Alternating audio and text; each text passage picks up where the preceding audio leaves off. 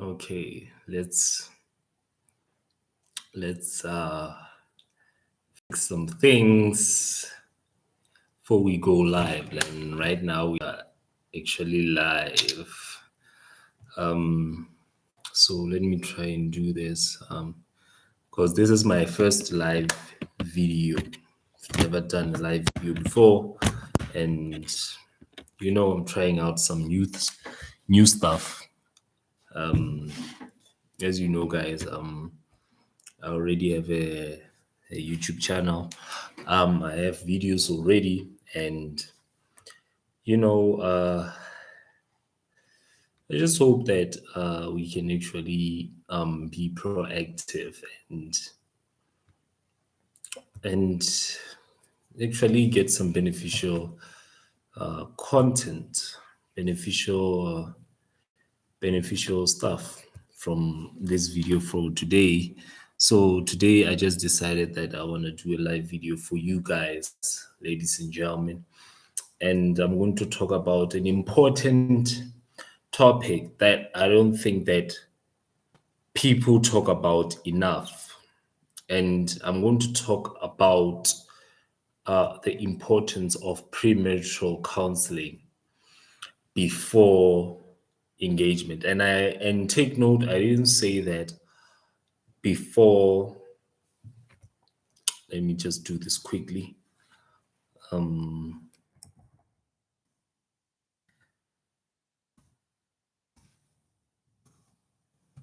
your support.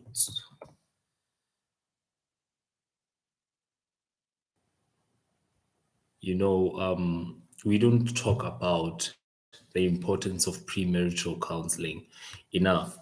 And I'm going to do more presentations, live presentations on this. So by the way, this is my first live video. I hope I'm going to do more live videos like this that are gonna like really scratch the surface. By the way, I'm not married yet, but in the attempts of getting people to get to the point where they're getting ready for marriage, I just decided to do a video like this. So what is the importance of premarital counseling before engagement? First of all, I want you to take note that I didn't say the importance of premarital counseling before marriage. I said premarital counseling before engagement. And the reason why I say that, it is because I have seen that we engage in premarital counseling way too late for me. And sometimes we engage in it in the hope that the person that we are going to get into the relationship with is going to change whilst we actually we decide that we're going to marry them. We have this hope that makes us think that if we if we actually decide to marry them, in regardless of what they were doing before the marriage, we think that it is going to help us or it's going to make them change for some sort. And I don't know why we have that idea that people are going to change just because we said that we're going to marry them. But already I've done a video where I have stated that a ring won't change them because it won't change the person just because he's wearing the ring. The ring is not made to change you.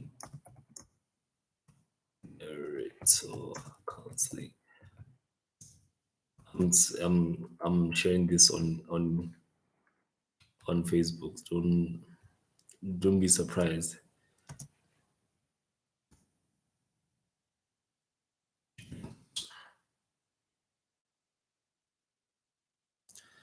So what we do is that we have this misconception to think that if we actually give them the chance to marry us, suddenly something will change. Something will change, and their ring will change them. Uh, let's say, for example, when a woman doesn't do her wifely duties, as they call them, men have the assumption to think that, okay, if I marry her, then she's going to suddenly do her motherly duties, her wifely duties, like cooking, cleaning, taking care of the house. Or if you have children already, she's going to take care of the children. She's going to work and see how she's going to accommodate the work with taking care of the house. Then suddenly, when you marry them, you become surprised by the way they conduct themselves, because you had an idea that that she was going to be someone that you thought she would be, but but you find out that she's not. English. Then you find out that she's not. And when you find out that she's not, you suddenly be like, I never knew who this was. I never knew that she was this much. I never knew that she was whatsoever you want to call her. Or or you find your man as a cheater, and you say that, okay, if I marry him, or he is married to me, then he will change. That's the conception that we have. Then you find out that after you give him the or he gives you the ring, let's say 3 months in the marriage, he becomes the husband that you want. Then after that 3 months, then suddenly you start seeing the behavior that you never wanted to see, that caused him to cheat in the first place, and she cheats with your sister. Like, that's what happens, you see. That is the misconception that we think, that we have, that if you give them a ring, it will change them, it will make them a better person. And that is not the case. It doesn't matter whether they are what you want them to be. A ring won't change them, won't change the fact that she's the B word. It won't change the fact that she loves strippers. It won't change the fact that she loves her friends more than you. It doesn't matter. It won't matter that he loves guys' night out better than spending time with you. It won't change that. The ring won't change that. And that is a promise. So, in the attempts to make you not experience that, or have the chances, or have less chances for you to experience something like that, I want us to actually talk about engagement. You know, the engagement is the promise to get married, you see, is the promise to get married. And you see, when the guy bows down and he gives you the ring, and you're all satisfied, you're like, whoa, you're all fulfilled, you're happy and everything else. Then you do the premarital counseling, then, because that's when I see that they do it a lot. You do it then, and you do it then you find out that there are certain behaviors that you guys turn each other in, you turn off each other in. Then you find out that there are certain behaviors that turn you off in him, or certain behaviors that turn you off in her. Then at that time, like, breaking engagements is so much tougher than people think. So you do that, and you're like, okay, you tell them at that stage, and you hope by all means that they're going to change. Then you get into the marriage, and they still do those kind of stuff that turn you off. And you live in a marriage where it's about the individuals, and not about the marriage anymore. So you suddenly do this. You suddenly make the marriage about the kids other than you put the children first, as they call it. So that is the wrong way that we have been doing all this time. by actually participating in counseling way even before, way even before or after the time that was supposed to participate in it, because already I've given you three things that make a marriage work, and I told you that these are the fundamentals: knowing yourself, knowing what marriage is, knowing your partner. And these are not applied enough. And for you to be able to identify those kind of stuff, you need to go to premarital counseling way even before you get married or you get engaged. And how does it help? Because you can do it the way that you want to do it, and you can say that you love the person and everything's gonna be all right. Doesn't work like that. And marriage is not about feelings. Just know that it's not about feelings. It doesn't matter how much in love you are. Love is not enough to make a marriage work. So, well, how does it help for you to understand those three kind of stuff, or those three things before engagement? Because engagement is a promise to, it's a promise to long life. Yeah, ish, my dogs are distracting me. Long, a long investment in relationship. You see, till death do us part, as they call it. So the reason why, or how does it help? It helps because it will give you an idea of what, first of all, in you, is this what you really want? Is this what you really want? Are you ready for it? Are you ready for it in terms of physical, mental, emotional, spiritual, and financial? Are you ready for it? It gives you an idea of, is this what you really need? Is this what you really need in a partner? And are you comfortable enough to to leave that single life behind? It will make you identify those type of stuff. And is this what is going to allow you to grow as a person? And do you know yourself enough so that you can bring someone else into your life? You see? The second one is knowing your partner. Knowing your partner in the sense that, is this what they really want? Because sometimes they can say that this is what they really want, and when they get into the marriage, they become surprised of what is required for them to make their marriage work. For example, they will say, there some ladies will be surprised that their husbands want a lot of sex. They're like, he wants sex all day and blah. You see, you find out that you don't like to do that, and that causes the marriage to implode. So that is the case. You find, is this the person that is going to allow you to grow in terms of finances? Because, ladies and gentlemen, finances are very much important, and they are very much a big component in making a relationship and marriage work. It doesn't matter what you think. If it doesn't matter how much you're in love. 70% of women, according to observation, divorce their husbands because, or they cheat on their husbands, or let me just use the word divorce. They divorce their husbands because of reckless or unmanageable or unmanagement of finances. They do that.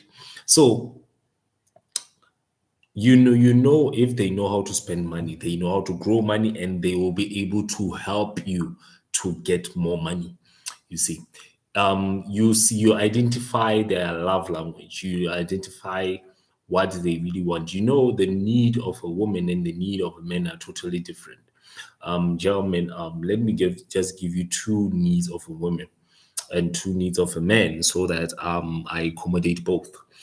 The first need of a woman is affection. That is the first need. It doesn't matter how much money you have, you can give her all the money that you want. But if you don't give her affection, she will find it elsewhere. The second need of a woman is the need for financial support. And it's not the second need, but it is a need after affection. I will tell you something about that.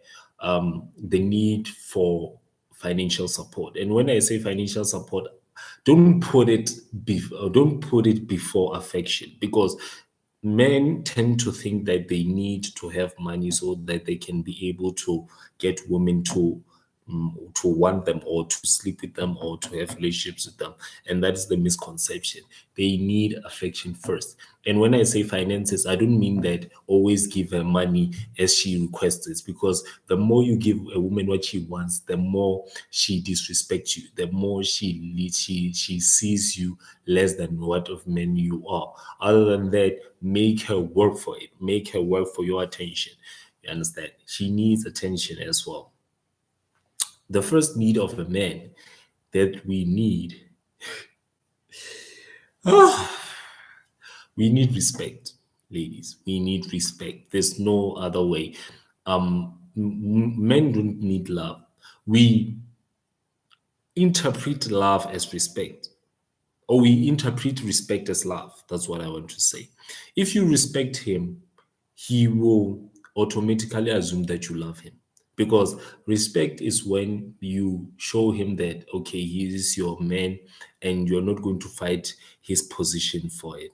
You understand? That is the respect. The second one is admiration. You see, when men are not acknowledged enough and are not admired enough, like told how good they look, how sweet they are, the fact that you love him and you thank him for choosing you, they don't hear those things enough. So what do? They hear it from other people, and they hear it from their guys. They hear it from other women. They hear it from your mate. You understand? That's the funny thing. So anyway, they need those kind of stuff. You need to know what your man needs. There are certain things that are predictable, as the ones that I just mentioned in terms of your needs as a man and a woman, and there are certain ones that are unpredictable, which are the ones that you need to find out. Those are the ones that you need to find out from your partner, and you will find those ones usually because people tend to not have this kind of conversations. I don't know why they don't, but they don't because they are not really, excuse me, they are not really that comfortable to have, but they are fundamental to have. You understand? So you need to know what are their weak spots as well, because there are certain things that they find annoying, or no, they find that they are weak spots, and you'll find out that those are your weak spots as well. But those things are fundamental in your growth. Let's say, for example, their weak spot is the fact that they're not patient, and you'll find that you are not someone who's patient as well. Other than knowing that before you marry them, knowing that you're going to go into a marriage, fully knowing that they're impatient, you go into the marriage, and when they're impatient, you're like, what the hell is going on? I thought you was patient. You see, that is the case. Find out what they want. Find out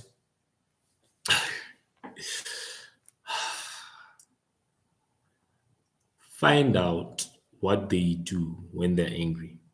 Find out. There's a lot I can mention, but those are the ones, some of the ones that I can mention. Find out what do they do when they're angry, and how do they calm down. You understand? How do they calm down? Understand marriage. Understand that when you are marrying someone, you stop being individuals. You stop being individuals, and then it's about the marriage now. It's not about you. It's not about the children. It's about you as partners. It means that sex is something that is going to be needed so that the marriage is, even if you're not in the mood.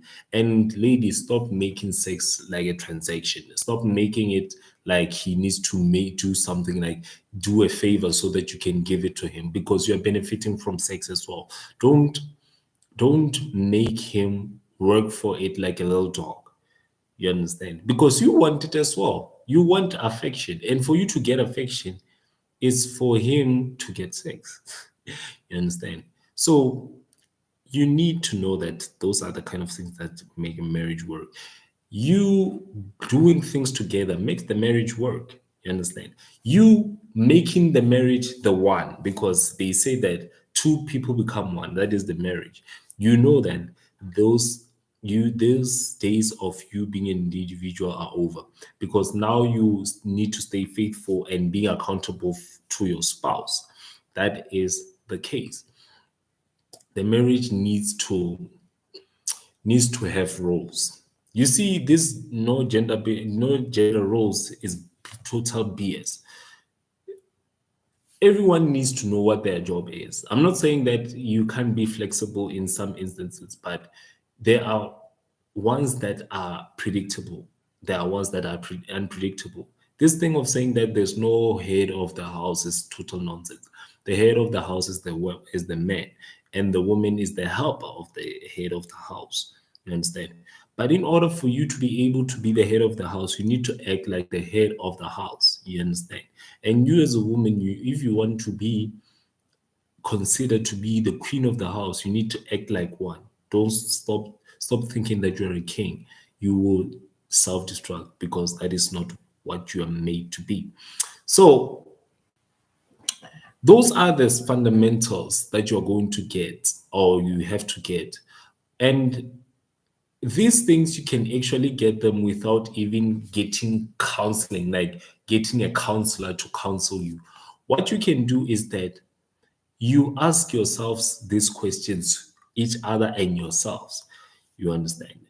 Because I don't believe that people should get married without knowing those three stuff. I don't think they should. And to be quite honest, I don't think that people should get married if they don't know God. I really, because God is the one that shows you, He's the creator of marriage, so He knows marriage better than us. So I don't believe that people should get married. At least one of them knows God. Even if it's not both, but at least one of them knows God and knows the fundamentals and the roles. Because if you don't know God, you won't know the roles, and you will suddenly make the marriage about you. You understand, the individual. There are certain things you're going to have to sacrifice in your marriage. I believe that you see the elements of the person, of the kind of husband or wife they're going to be in the relationship stage. The things are not going to be changed by the marriage. If she's a slack off in your relationship, she's going to be a slack off in your marriage. If he's a drunkard in your relationship, guess what is going to be in your marriage? A drunkard, you see. So I don't believe that she shouldn't show me the elements of a wife before we actually get engaged. She should show me those stuff, because those are the kind of things that are going to make the relationship or the marriage work. You see, don't say that I'm going to do it when I'm a wife only. No, you won't do them. Okay, when you're in a relationship, you might not do them as much as you when you are in a marriage, but you need to show signs that you are a suitable wife, you are a suitable husband. Show that what they are getting themselves into, because because what you do in a relationship. I like to tell people something, that a marriage is a relationship that has a contract, and the fact that the state recognizes that you are in a relationship with that person. That is what I really see marriage is, in terms of a definition on of an earthly ground. Obviously, God says, but it goes together. It's two people joining to be one and leaving their family to cling with their wife. That is marriage. So that's why I say that you need to show elements of marriage before you get married to the person. You understand? Don't do this nonsense of saying that he has to show me. He has to deserve it first. If he doesn't deserve it, he doesn't deserve my respect of my submission. Don't do those kind of nonsense, because he'll never say the same to you. She doesn't deserve my love. He's never gonna say that. So don't do those stuff. Work on it, make it part of your character other than a technique or a game or whatever. If you don't make it part of your character, then you're gonna be used as a guy and a girl. It's not only women only. As a guy and a girl, you're gonna be used in all categories of your life. So I hope this video helps you a lot, and I will do live videos like this more on YouTube. Um, Even on Facebook, I do a lot of Facebook, but I want to start including YouTube as well. I'm on TikTok as well, XYS Soldier, and I hope these videos help you in the future. So don't forget to give it a big thumbs up, share it. Don't forget to watch my Patreon channel, because this information on my Patreon channel is more in detail, where I actually specify. I actually do two videos right now. Why are you suicidal? Why would you why would you feel suicidal wherever you are? And why are you stuck in your life? And how to turn spiritual food into physical food. So and check out my pizza business, and Pizza Jagasi. I'll put the link in the description.